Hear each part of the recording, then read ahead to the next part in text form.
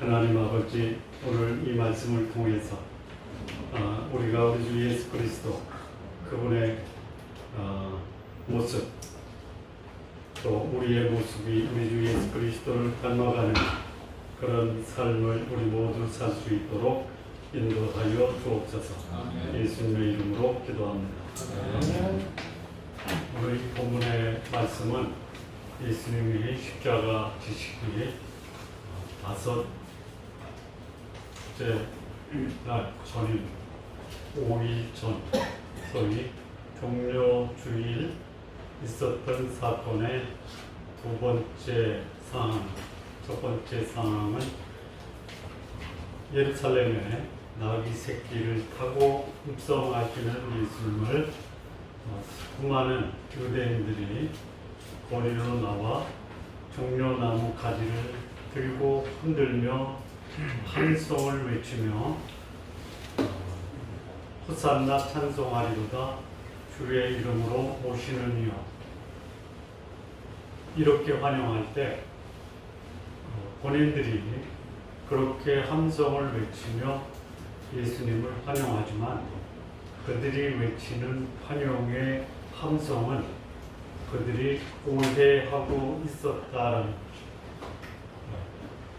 그러니까 내 신앙 생활과 하나님이 뜻하시는 신앙 생활의 내용이 굉장한 차이를 둘 수 있다. 신앙생활의 가장 바람직한 모습이 뭐냐? 주기도문에 나오는 뜻이 하늘에서 이루어진 것처럼 내 삶 속에도 이루어지기를 바랍니다 라고 하는 것이 내 삶에서 보여지는 것이 가장 바람직한 신앙생활의 모습입니다. 내 뜻은 따로 있고 하나님의 뜻이 따로 있으면 이게 승리에 입성하는 예수님을 환영하는 무리들의 함성과 다를 바가 없다. 종려나무 가지를 들고 흔들 때 승리자요 해방자요 라고 용접을 합니다. 호산나 우리의 구원자, 주의 이름으로 오시는 이여 곧 이스라엘의 왕이시오. 그렇게 예수님을 환영했지만 그들의 내면에서는 예수님을 자신의 육체적 필요와 욕망을 충족시키는 소위 세상적 메시아로 용접을 하는 것. 내 욕구를 충족 안 되면 불과 5일 만에 그들은 예수님을 십자가에 못 박으라 라고 고함을 질렀던 사람으로 변화될 수 있다. 예수님 믿으면 내 기대와 욕구가 충족이 됩니까? 될 수도 있고 안 될 수도 있어요. 대부분 내 욕구와 기대는 누구의 노력의 결과에? 내 노력의 결과입니다.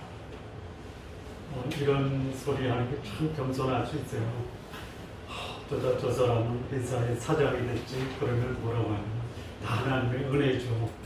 맞습니까? 아니면 맞지 않을 수도 있습니까? 하나님의 은혜, 내 노력 두 개가 합쳐서 노력하지 않는 하나님의 은혜는 기대하지 마십시오. 네.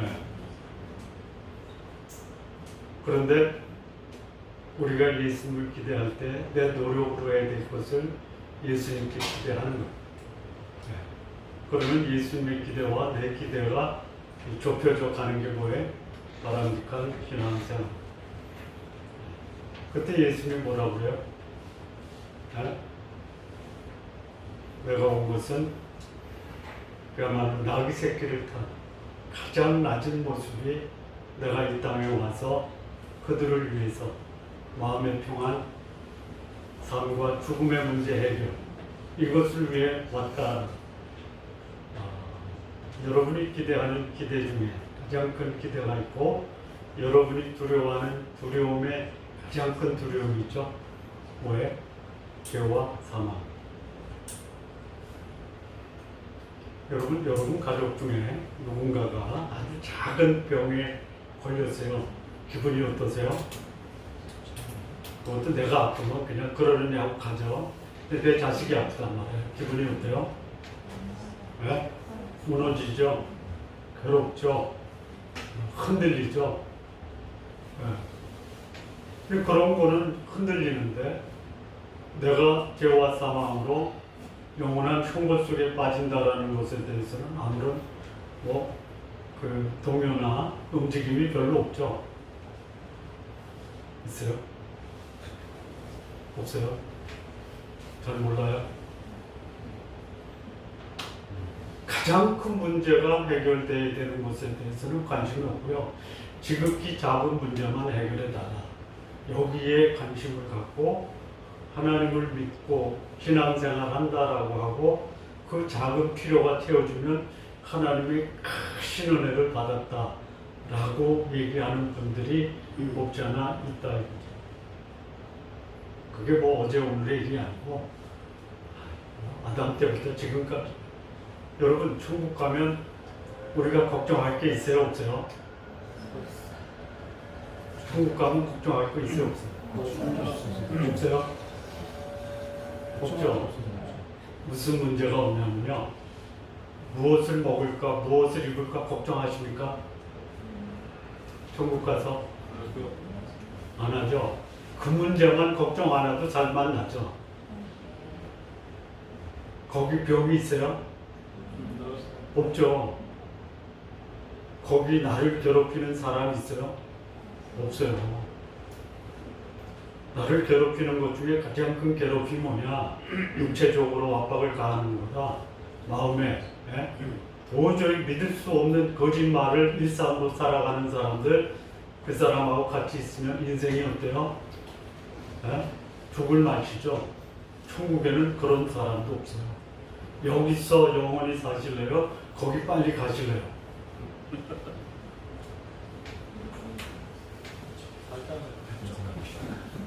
자, 그런데 가잖아요. 오는 데는 순서가 있어도요, 가는 데는 순서가 없죠. 없어요. 없더라고요.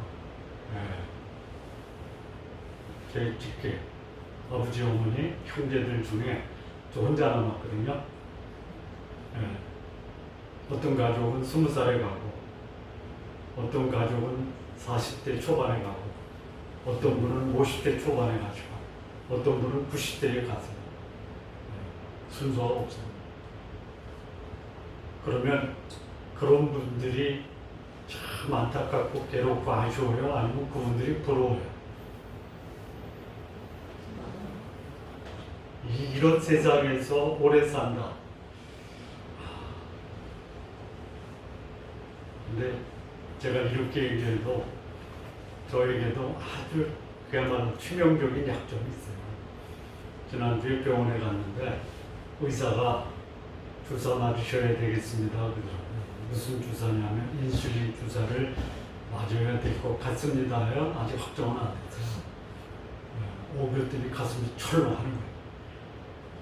그런데 인슐린 주사를 지금까지 오랫동안 맞은 분에게 인슐린 주사가 그렇게 가슴이 철렁거려요? 아니야. 그냥 살기 위해서 맞는 거예요. 맞으면 돼. 아무것도 아니에요. 그래서 마음을 바꿨어요. 맞으려면 맞으면 되죠. 그래서 편하게 살기로 했어요. 근데 그런 문제 가지고 마음이 무너지는 경우도 있다. 그런데 천국에 못 가고 지옥에 간다라고 하면 전혀 그것에 대해서 관심이 없어요. 관심 좀 갖고 사세요. 발이 없어.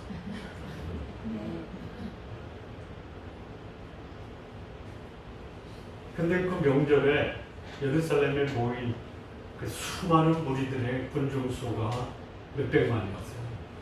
근데 그 중에 누가 참석했냐면 헬라인이 거기에 함께 예배 드리러 왔어요. 그 사람 중에 헬라인 몇 사람이 있어요. 근데 그들이 누구를 찾아가냐면 베세다 사람, 갈릴리 베세다 사람 빌립을 찾아가서 그에게 요청을 합니다. 선생이요, 우리가 예수를 뵙고자 합니다. 여기 헬라인이 빌립한테 교육을 받은 적이 있어요? 없어요. 없어요. 근데 선생이라고 불렀어요. 왜 그래요? 그냥 처음 보는데 점잖은 분이면은 뭐라고 부를지 모를 때 뭐가 제일 편해요? 뭐라고 부를지 모를 때 괜찮고 점잖아 보이면 선생님 하시고 하면 돼요. 여기 빌립한테 갔는데 왜 빌립한테 갔냐? 다른 제자들도 있는데 빌립이라는 이름이 어디식 이름이에요? 네? 헬라식 이름이에요. 미국식 이름이 있고 일본식 이름이 있죠. 일본식 이름에 여자들 이름은 꼬가 많이 들어가죠. 꼬. 꼬가 뭐예요? 아들 자자예요. 그러니까 이름을 보고 헬라인이 내가 빌립이라고 이름을 가진 제자를 찾아가면 그래도 그렇게 소문이 난 예수를 만날 수 있겠구나. 그래서 빌립을 찾아가서 말을 합니다. 예수님 뵙도록 주선 좀 해주십시오. 근데 이 빌립이 그런 문제를 가지고 예수님께 찾아가는 게 조금 부담스러웠던 것 같아요. 왜 그러냐면 지금까지 예수님이 헬라인을 만난 적이 없어요. 그래서 예수님이 헬라인을 소개하면 어떻게 생각할까 하니까 차라리 내가 예수님 만나기 전에 안드레한테 가자. 안드레는 어떤 사람이냐면 사람을 예수님께 소개하는 사람이에요. 예수님 처음 만나고 나를 따르라 하니까 베드로를 찾아서 데리고 와요. 빌립을 찾아서 데리고 와요. 빌립은 예수님 직접 갔고 그리고 갈릴리 베세다에서 5,000명을 먹일 때 보리떡 2마리, 보리떡 5개와 물고기 2마리를 가진 소녀를 데리고 예수님께 소개했던 사람이 누구냐? 안드레예요. 그래서 나보다 안드레가 헬라인을 예수님께 소개하는 게 좋겠다 해서 빌립이 안드레한테 가는 거예요. 그랬더니 안드레가 빌립을 데리고 예수님께 가서 말씀을 여쭤요. 뭐라고 여쭈냐? 헬라인 유치 왔는데 선생님이 뵙고자 합니다. 선생님 그들에게 어떻게 말을 할까요? 했더니 예수님이 묻는 질문에 답변 안 하시죠. 그래 데려와 이렇게 하든지 아니야 나 헬라인에게 관심 없어 이런 대답을 하셔야 될 거 아니에요. 그런 대답 안 했어요. 하셨는데 요한이 기록을 안 할 수도 있고 근데 이거 보니까 예수님이 대답하여 이르시되 인자가 영광을 얻을 때가 왔도다라고 말해요. 이 말을 안드레와 빌립이 알아들었을까요? 못 알아들었을까요? 여러분들은 알아들으세요? 네? 자, 영광이라고 하면 뭐예요? 영광이라고 하는 뜻은 뭐냐면요. 빛을 발하다. 빛을. 쉽게 얘기하면 그 사람의 얼굴에서 광채가 나고 사람들이 그에게 몰려가고 그의 이름을 높이는 게 영광이죠. 헬라인이 왔는데 예수님은 인자가 영광을 얻을 때가 왔다라고 하는 거야. 이게 무슨 말인가? 그러면 영광을 얻는 그 말씀을 이어서 해야 되는데 그 다음 말은 더 또 이해합니다. 진실로 진실로 예수님이 내가 진실로 진실로 너희에게 이르노니 한 알의 밀이 땅에 떨어져 죽지 아니하는 한 알 그대로 있고 죽으면 많은 열매를 맺는다. 그러면 여기서 예수님이 말씀하신 영광이 뭐예요? 뭐예요? 죽는 거예요? 죽는 거예요? 뭐라고 그랬어요? 영광이 뭐예요? 네? 제가 잘 못 알아듣. 뭐라고 그랬어요? 영광이 뭐예요? 그러니까 빛을 발한다라는 게 24절에서 뭐냐고? 아니 24절에 나오는 말씀. 아? 죽음이에요? 또 많은 열매. 한 열매가 아니라 많은 열매. 이게 영광이에요. 죽어야 많은 열매를 맺는다라는 것이 인자가 영광을 얻을 때가 왔다. 자, 우리가 보통 영광하면 죽으면 빼죠. 죽어도 살겠고죠. 네, 죽을 때가 돼도 안 죽고 사는 거죠. 전쟁터에 가서 다 죽어도 나는 안 살면 영광에 개선을 하죠. 영광이 뭐냐? 먼저는 뭐 해야 돼요? 죽어야 돼요. 영광. 그런데 죽으니까 결실이 뭐해? 죽음의 열매가 뭐해? 많은 열매. 이 부활을 인정하지 않는 사람들이 이 사실을 모르는 거예요. 하늘의 밀이 땅에 떨어져 죽어야 많은 열매를 맺는 거예요. 죽지 않으면 하나의 그대로에 아무런 가치가 없어요. 이 말씀을 하는 거예요. 영광이 뭐냐? 죽어야 많은 열매를 맺는다. 영광은 그 사람의 업적을 말하죠. 그가 이룬 성취를 말하죠. 그런데 이 성취를 위해서 무엇이 먼저 선행되어야 되느냐? 죽어야 돼요. 우리 조선 독립을 위해서 일본의 총독을 죽인 안중근 의사가 있죠. 그가 그 만주 여수인가요? 거기 감옥에 갇혔을 때 중국인이나 조선인이 탄원서를 했죠. 그때 그 안중근 의사의 어머니가 하지 말아라. 살려고 이등방은 이또 시르부미를 살해했냐? 아니다. 네가 여기서 살아나면 의미가 없다. 죽어라 이거야. 죽어야지 조선의 독립이 앞당겨질 수 있다. 그게 영광이에요. 죽음이 영광일 수 있어요. 안 죽으려고 하니까 여러 사람 다쳐요. 내가 안 죽으면 나만 안 다치는 게 아니고 내가 안 다침으로 인해서 많은 사람이 다쳐요. 네. 요즘 보세요. 나 살려고 여러 사람 죽이잖아요. 네.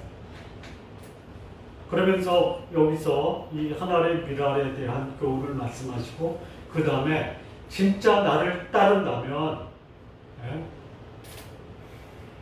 예수 그리스도를 따르는 삶을 산다면 따르는 삶은 뭐냐면 예수를 섬기는 거예요. 예수를 섬긴다가 뭐냐면요. 예수님이 원하는 삶을 사는 거예요.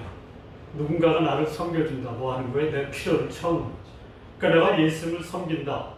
예수님께 순종한다라는 그 말을 따른다라는 건데요. 이 따른다라는 것은 뭐냐면 삶을 본받다죠. 예수님을 따르고 예수님을 섬기는 사람은 예수님의 영광스러운 삶을 본받아야 돼요. 그게 뭐예요?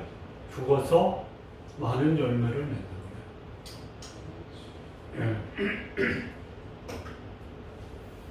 사람이 나를 섬기려면 나를 따라. 나 있는 곳에 나를 섬기는 자가 있다. 그러니까 나를 믿는 사람들 그 무리 속에 예수님이 계시는데 그 예수님을 믿는 무리 속에 예수님의 삶을 본받는 사람이 거기 있다. 그런데 그런 예수님을 따르는 사람들, 예수님을 섬기는 사람은 내 아버지께서 그를 귀하게 여기시리라. 가장 가치 있는 삶이 뭐냐? 예수님의 삶을 본받는 거다. 이게 언제 예수님이 말씀하셨냐? 헬라인이 예수님을 배우고자 찾아와서 안드레와 빌립을 통해서 면담을 요청할 때 예수님이 이 말씀한 거예요. 예수님의 결정적인 영광을 얻는 삶이 언제 선포가 됐냐? 헬라인이 왔을 때요. 아니 왜? 헬라인이 안 오면 선포를 안 해요? 헬라인이 없을 때는 이 말씀을 선포하면 안 되시는 거예요? 왜 헬라인이 왔을 때 이 말씀을 선포하셨어요? 궁금하시죠? 이거 궁금 안 하면 이상한 거예요. 이 말씀을 읽으면 아니 왜 저 말씀을 헬라인이 왔다고 얘기하죠? 이게 예수님이 오신 목적이에요. 예수님이 유대인만 위해서 오셨습니까? 아니요. 저와 여러분은 본래 유대인을 선택하셨을 때 우리는 하나님의 계획과 목적에 들어있지만 1차적인 대상은 아니죠. 그런데 예수님이 오신 것은 유대인뿐만이 아니고 유대인의 기대가 이제 끊어졌잖아요. 그래서 예수님이 오셔서 이방인들 그들의 구원을 선포하시는 거예요. 상징적인 의미로 유대인 몇 명이 예수님을 면담하고자 할 때 왔을 때 됐다. 이제는 내가 이 땅에 목적을 선포한다. 인자가 영광을 얻을 때가 왔다. 죽고 부활하고 승천할 것을 선포한다라고 말씀합니다. 그런데 이 영광을 위해서 영광의 가정이 죽어야 된다. 그래야지 많은 열매를 낸다. 우리 삶도 마찬가지예요. 죽어야 많은 열매를 낸다. 왜 내 삶 속에 열매가 없을까? 왜 내 삶 속에 열매가 없지? 그러면 안 죽어서 그럴까? 여러분들이 죽기 전에 이렇게 기도하세요. 우리 목사 죽는 것부터 보게 해주세요. 이렇게 기도하세요. 아멘. 아멘 하세요. 우리 목사가 죽는 것을 못 봐서 나는 어떻게 죽는 것을 몰라 이렇게 생각해도 괜찮아. 지금까지 안 죽었으면 앞으로는 꼭 죽게 해주십시오. 기도하세요. 한 사람만 기도해요. 다른 분은 이미 죽었는데 뭘 또 죽으세요 이렇게 생각하는 것 같고 한 사람은 아직도 멀었다 이렇게 하는. 그런 거예요? 매일 죽어요. 매일 죽어요. 매일 죽어라.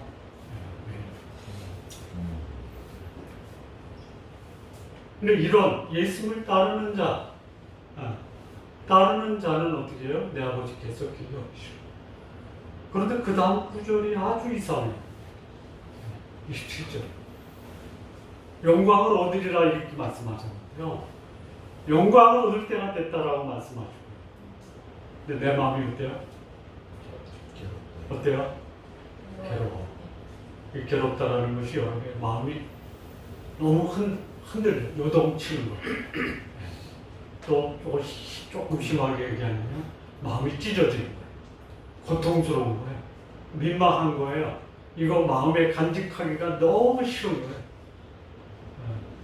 아니 영광을 얻는데 왜 싫어요? 왜 괴로워요? 그래서 내가 말할 수가 없다. 무슨 말을 해야 될지 모르겠다. 여러분 너무 괴로워서 무슨 말 할지 모를 때가 있죠. 이게 예수님의 심정이. 저는 이 말씀을 보고 그렇구나. 예수님을 따르는 삶은 마음이 괴로워서 무슨 말을 해야 될지 모르는 것도 예수님을 따르는 사람들이 경험할 수 있는 고통이로구나. 괴로우세요? 그러면 나 예수님 따르고 있구나.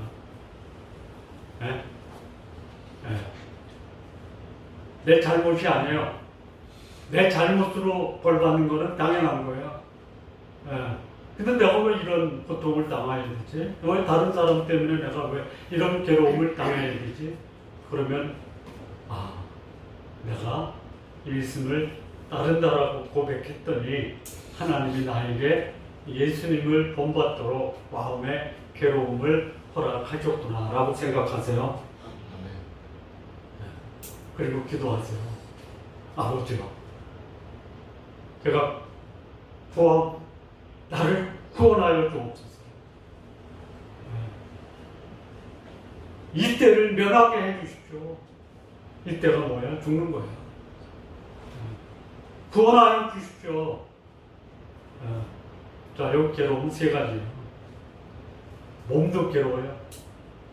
마음도 괴로워요. 여기서 마음이라고 그랬는데요. 이걸 더 확장시키면 영혼도 괴로워요. 육체적, 정신적, 영적 괴로움을 다 토로하시는 거예요. 왜 그래요? 자, 육체적 괴로워요. 괴로워 십자가 지실 거예요. 그리고요, 사람들로부터 온갖 손가락질이 다 받아요. 그런데 그거보다 더 괴로운 게 뭐예요? 아버지로부터 진노와 저주를 받는 하나님 아버지와의 단절이에요. 의인이 죄인으로 십자가에 달리시고 이게 괴로워요. 그래서 기도할 수만 있다면 이때를 좀 면해 주십시오. 그런데 여기 무슨 단어가 나오냐면 그러나 이 놀라운 반전이에요. 여러분, 내 마음이 괴롭고 육체가 괴롭고 영혼이 괴로워도요, 그러나 할 수 있어야 돼요. 우리 신앙이 영혼과 육체와 마음이 괴로워서 거기서 끝나는 것은 이게 바람직한 신앙인의 모습이 아니에요. 그러나 이를 위해서 이때에 내가 왔습니다. 이게 뭐예요? 예수님이 이 땅에 오신 그 동기, 목적, 목표가 뭔지를 알아요. 그래도 괴로워요. 그런데 내 삶의 동기와 목적과 목표가 분명하면, 그러나 나는 이때를 위해서 왔기 때문에 이 삶을 갑니다라고 하는 거예요. 괴로워도 갈 수 있는 인생이 어떤 인생이에요? 동기와 목적과 목표가 분명한 삶은 그러나 하면서 그 길을 가는 거예요.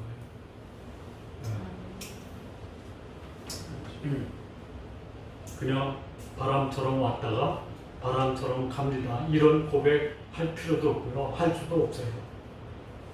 그런데 나를 이 땅에 보내신 하나님의 뜻을 분명히 알고 그것을 위해서 오늘의 삶을 산다면, 삶의 환경이 내 마음과 육체와 영혼을 괴롭혀도 나는 이 길을 가는 거예요.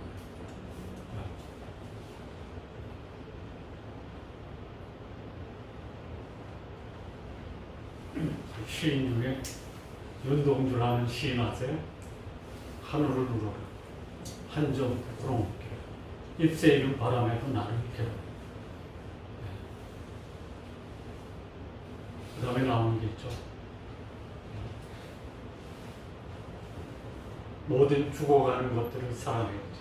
그리고 나는 내 길을 가겠다. 오늘 밤에도 별이 바람에 스치죠.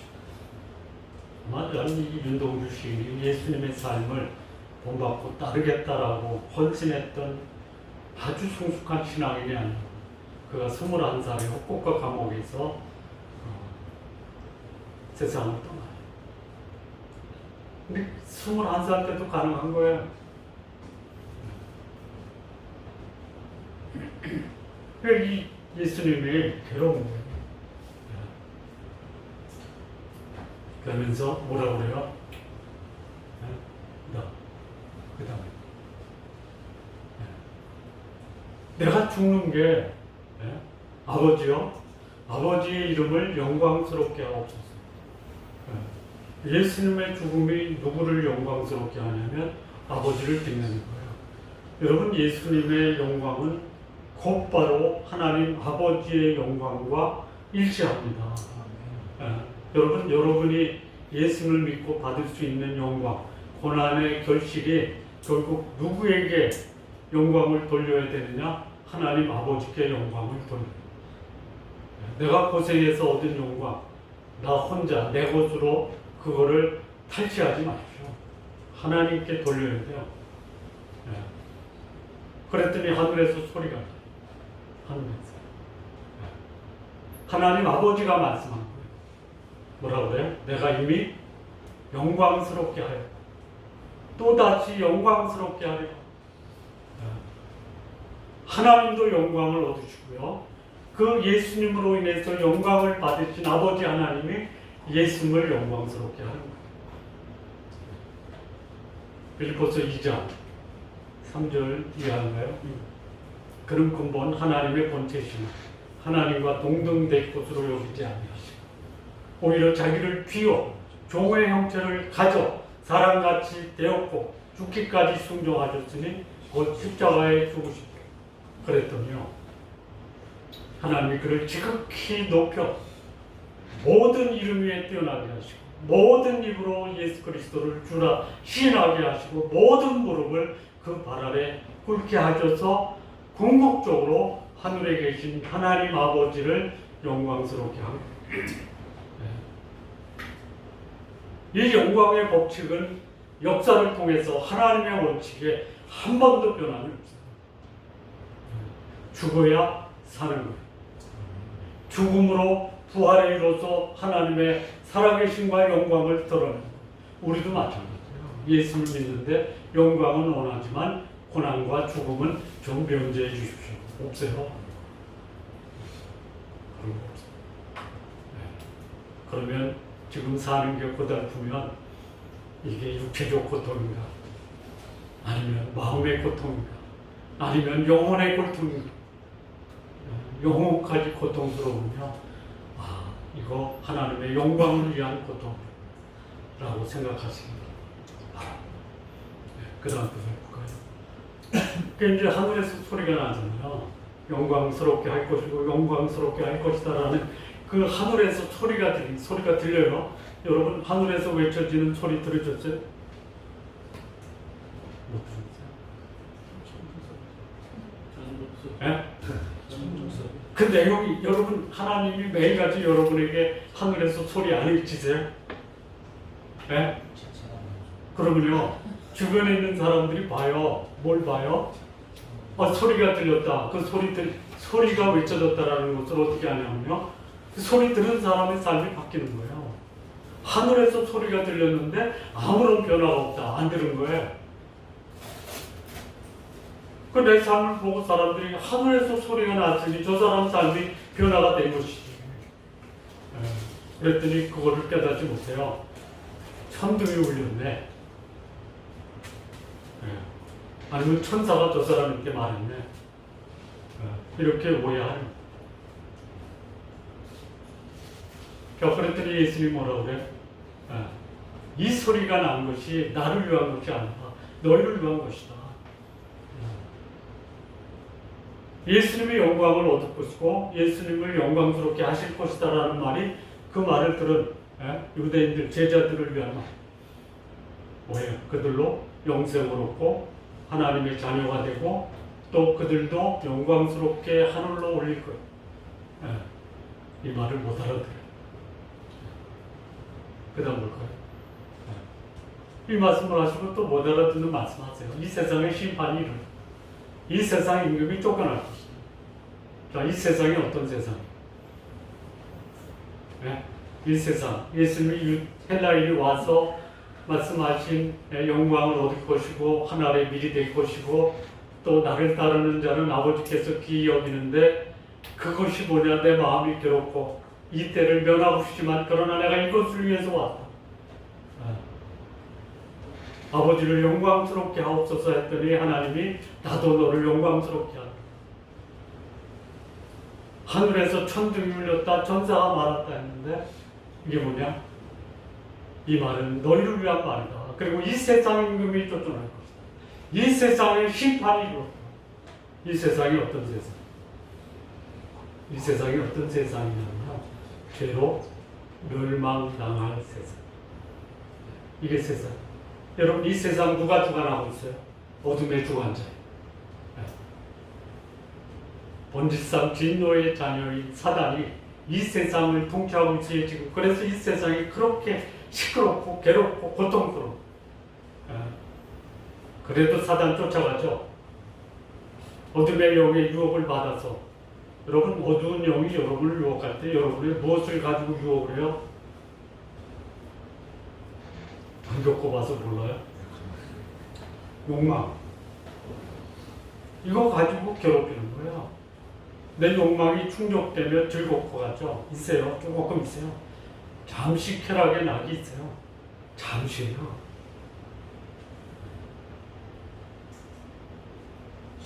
이 세상 심판이 그런 거예요. 죄와 사망에 대한 심판이 더 이상 죄와 사망이 우리를 주관할 수 없다 라고 선포하시는 거예요.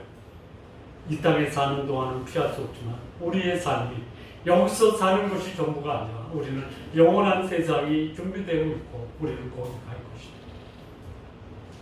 그리고 이 세상 임금이 쫓겨난다. 이 세상 임금이 쫓겨난다라는 것을 언제 하나님이 우리에게 말씀하셨냐? 창세기에서 말씀하셨어요. 여자의 후손은 뱀의 머리를 뭐라 그랬죠? 밟을 것이고 붙일 것이고 그 뱀은 여자의 후손의 발꿈치를 상하게 할 것이다. 십자가에 달려서 마치 어둠의 세상, 이 세상의 주인처럼 행사하는 사단이 하나님을 이겼다라고 하는 게 뭐예요? 발꿈치를 상해요. 근데 그 상하게 한 발꿈치가 사단의 머리를 부숴버려요. 어디서? 십자가. 이 말씀을 하시고요. 그 다음 예수님이 이제 영광이 뭐냐? 내가 땅에서 들릴 것이다. 들릴 것이다. 그래서 너희 모든 사람을 다 내가 나 있는 곳으로 이끌 것이다. 인도할 것이다. 이게 예수님이 영광을 얻을 때가 됐다라고 하는 그 진리의 핵심이 내가 들린 두 가지 들림이 있어요. 하나는 십자가에 달리는 거예요. 십자가에 달린 다음에 부활이 있어요. 그리고 승천이 있어요. 여러분 부활을 기대하고 하늘에 들리는 것을 기대하지만 그 전에 뭐가 있어야 돼요? 죽는 게 있어야 돼요. 예수님이 죽음으로 수많은 이 땅의 모든 사람을 다 이끌 수 있어요. 이거 가지고 사람들이 오해할 수 있어요. 난 가만히 있으면 예수님이 죽어서 난 천국 갈 거야. 그렇게 이해하시는 분이 있어요. 이때도요. 그랬으면 좋겠죠. 안 좋아요? 아니 보세요. 내가 땅에서 들리면 모든 사람을 나에게로 이끌겠노라. 예수님의 말씀이 저게 진리예요. 진리. 이거 뭐 빈말로 한 게 아니에요. 그러면 난 그냥 가만히 있으면 된다. 할렐루야. 오해하시면 안 돼요. 안 돼요. 우리 요한복음 하면서 아버지께서 내게 주시는 자는 다 내게로 와요. 다 와요. 이끌어요. 그런데 그 다음 구절이 있어요. 내게 오는 자는 내가 결단코 내어주지 않아요. 다 오라고 하세요.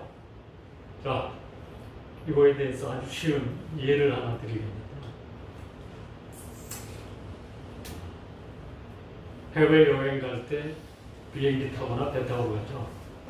거의 비행기 타고 가시죠. 비행기는 내가 가든 안 가든 이미 결정돼 있고 계획돼 있죠. 그러면 그 비행기를 타고 내가 원하는 목적지에 갈 수 있는 사람은 어떤 사람이에요? 비행기에 탑승하는 사람이에요. 탑승은 누가 해요? 내가 하는 거예요. 비행기는 누가 마련해요? 항공사에서 마련해요. 천국은 누가 준비해요? 모든 사람을 위한 천국은 누가 예비하냐면 하나님이 예비합니다. 천국에 갈 수 있는 사람은 누구예요? 네? 천국에 가도록 비행기 티켓을 주는 예수님을 받아들인 사람이 그 천국행 비행기를 타고 천국에 가는 거예요. 이거 외에는 없어요.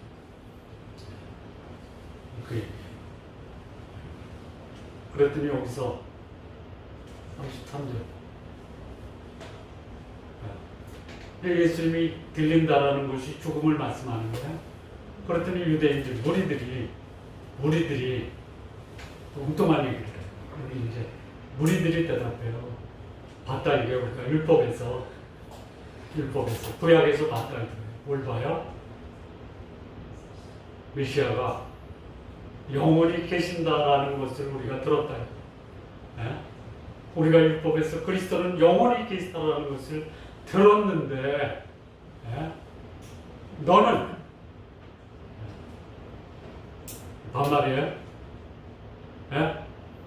보통 유대인이 예수를 부를 때 뭐라고 지칭했어요?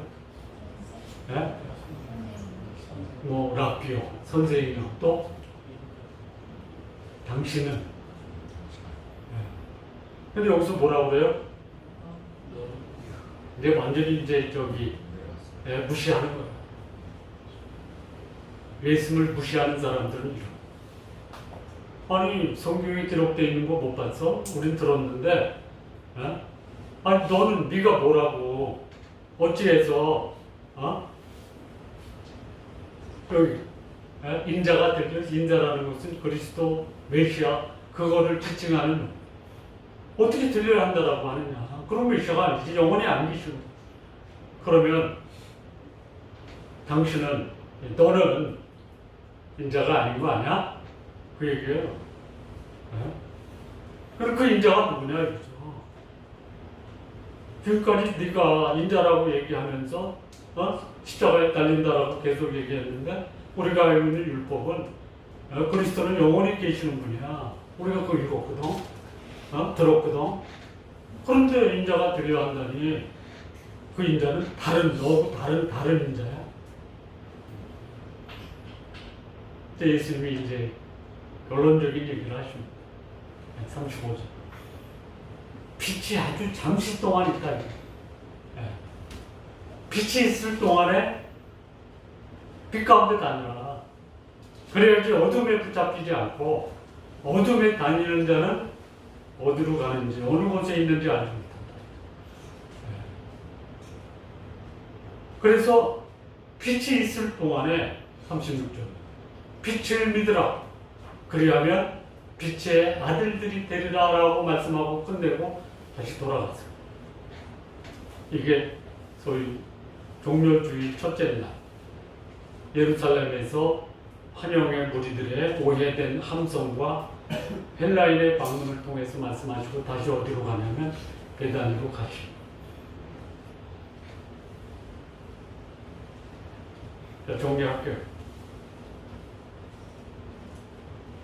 헬라인의 방문, 그의 방문이 소위 인자가 영광을 얻을 때가 왔고 영광을 얻는다라는 것은 하늘의 밀로 썩어져 죽는다라는 것을 선포하신 거예요. 그러면 헬라인의 방문이 어떤 의미를 주느냐?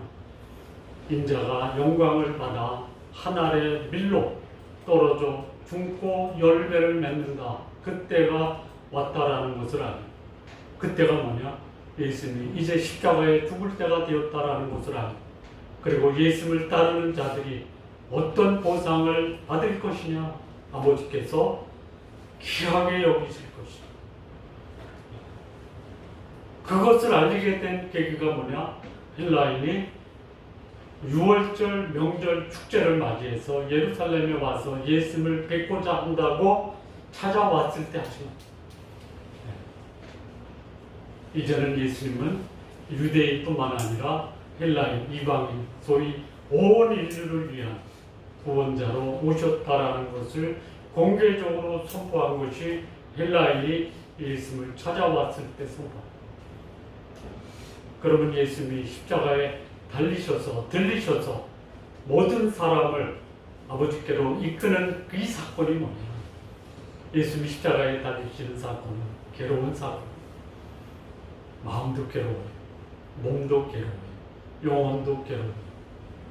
그런데 그 괴로운 사건은 예수님과 하나님 아버지의 영광이 드러나는 사건. 그래서 고난은 해볼 만한 피하지 마십시오. 괴로워. 여러분 괴로우십니까? 괴로울 때요, 그냥 괴로운 거 얼굴에 미소를 띠면서 괴로워하세요. 네? 저 사람은 분명히 괴로운데 어떻게 얼굴에 미소가 있지? 겁나는 사람이에요.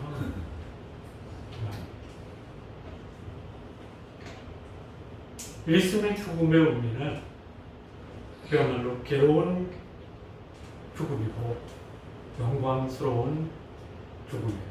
예수님과 하나님 앞. 그러면 예수님을 따르는 자들에게 주어지는 보상이 뭐? 보상이 있어요. 이 세상 임금이 쫓겨나요. 이 세상이 심판에 이르는 거예요. 예수님의 십자가는 우리가 해결할 수 없는 문제를 해결하죠. 여러분이 알게 모르게 여러분을 지배하고 있는 어둠의 세력이죠. 어둠의 세력의 특징이 뭐라고 그랬죠? 욕심과 탐욕, 이기심이에요. 예수님의 죽으심이 그거를 물리치시는 거예요. 근데 왜 안 물러나요? 아직도 내 속에 어둠이 나를 주관하게 허용하는 거예요. 세상의 심판이 이루어졌어요. 이 세상의 임금이 쫓겨나요. 그리고 내가 달려야 될 그 십자가에 예수님이 대신 달리신 거예요. 그리고 우리를 하나님 앞으로 이끄시는 구원의 역사가 예수님의 십자가의 죽으심으로 우리에게 주어진 큰 축복과 보상. 그럼 이런 예수님의 십자가의 사건이 사람들에게는 어떻게 보여지느냐? 거의 대다수 사람이에요. 어떻게 해요? 십자가에 달리는 것은 그리스도가 아니야. 내 육체적 욕망을 채워주면 그가 그리스도야. 이렇게 세상이 예수님을 바라본다. 우리 성도님들 기왕에 예수님 믿잖아요.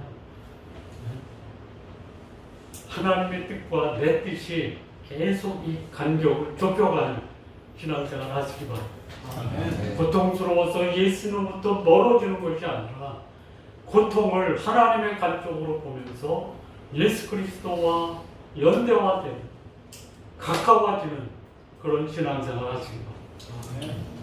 그러면 예수님과 가까워지는 신앙생활이 뭐냐? 여기 예수님이 빛을 믿으라.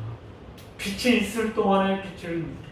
그리하면 빛의 아들과 딸이 된다. 빛의 자녀가 된다. 빛의 자녀가 세 가지. 착하게 사십시오. 착하게. 의롭게 사십시오. 그리고 진실되게 사십시오. 에베소서 5장 8절 말씀입니다. 요게 예수님을 믿는 사람들이 오늘 내 삶에서 살아. 고통 속에서 불평, 원망 할 수 있어요. 그런데 고통이 나를 예수님과 가깝게 하는 동기, 계기, 기회가 된다면 고통을 하나님의 영광을 위한 하나님의 예비품이 나를 위해서 준비하시고 그러면 나는 그 빛을 따르면서 빛의 자녀가 되고 빛의 열매를 맺어요. 착하게 사십시오. 다른 사람에게 도움이 되는 삶을 사십시오. 의롭게 사십시오. 저 사람이 내가 살아야 될 삶의 모델, 목표, 모본이로구나라는 삶을 사십시오. 그리고 진실되게 사십시오. 진실되다라는 가장 좋은 삶의 방식이 뭐냐? 거짓말하지 말고 사십시오. 겉과 속을 일치하게 사십시오. 여러분 거짓말하는 사람 때문에 수없이 많이 당하잖아요. 진실되지 못하십시오. 여러분은 진실된 삶을 사십시오. 그것이 오늘 예수님을 나의 주님으로 모시고 사는 사람들의 삶의 모습, 이 삶에 하나님의 축복이 늘 함께 하실 것입니다. 기도하시겠습니다. 하나님 아버지 감사합니다. 우리 주님 영광을 위해서 죽음의 길을 가셨듯이 우리도 예수님을 따르고 섬기는 자로 예수님의 삶을 본받아 이 땅에 빛의 자녀로 빛의 열매 착하고 의롭고 진실된 자로 살아가게 하옵소서. 예수님의 이름으로 기도합니다. 아멘.